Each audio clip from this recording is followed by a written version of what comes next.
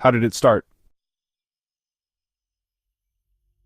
If we can imagine an infinite empty space with absolutely nothing in it except one tiny, infinitely small particle of life, and that particle of life is subject to no rules, no mass, no time, no limits to its movements, that particle can move with infinite speed anywhere that it wants.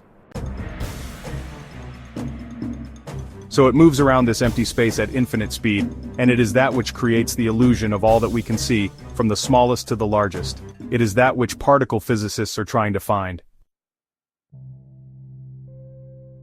As space and time do not exist, there is only here and there is only now, and therefore there can only be one thing that can occupy that here and now, and so that one thing has to be everything that is to be. How did they make plant life?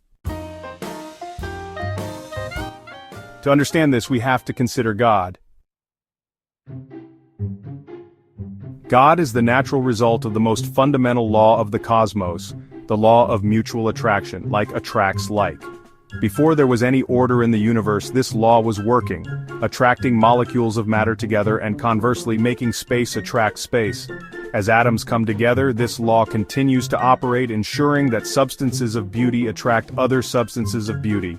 Discordant shapes attract discordant shapes. Molecules with a tendency towards animate life attract similar elements, and so it goes on.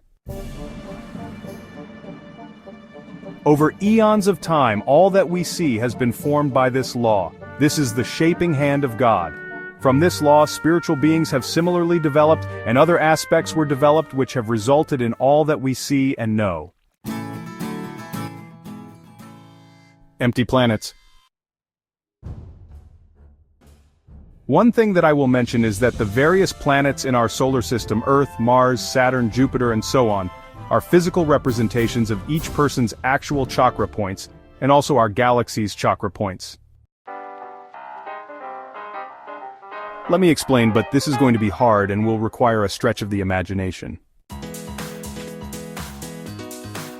As I have said, we are all just one person pretending to be many people. More than that, the galaxy is also alive and is part of us, and we are part of it. So the galaxy and you and I are the same thing. But all of this is spiritual in nature, invisible spirit force. You are an invisible force, I am the same. The galaxy is also the same invisible spirit force.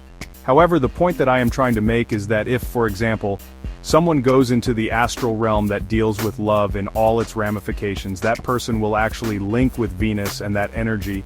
For just as you have a physical body, the planets also have physical bodies, the planets that we see in the night sky. Now, the various planets, Earth, Mars, Saturn, and so on, are more than just planets. Each one is designed to represent a particular force or emotion. Venus is the planet that embodies the concept of love. Mars is the planet that embodies the concept of hatred and war. Not on the physical surface, you understand, but in each planet's astral realm surrounding the planet. Further, as the planets and us are actually the same thing, each one of these 7 planets acts as a chakra point, allowing those forces, like love, hate, and so on, to flow into and out of our bodies. Each planet corresponds to a chakra point of every human. All this is very difficult to understand.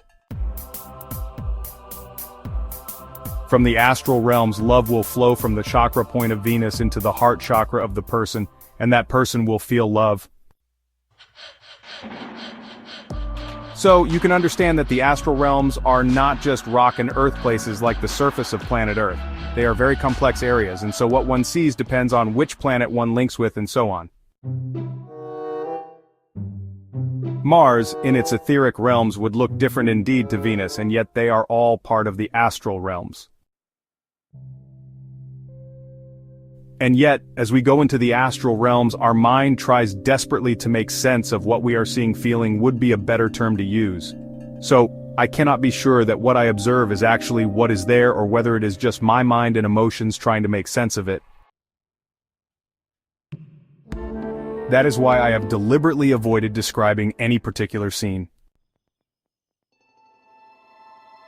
This is also why, in my travels around the astral realms, I rarely see people or cities. Well, with the exception of heaven, of course. The astral realms are full of emotion, not people. That is not to say that there are not people in the astral realms. Most, if not all, of our alien visitors come from astral realms. But they would come from different aspects of the astral from what I have talked about above. So, I apologize for having written a great deal actually to say very little. The astral is a very complex subject.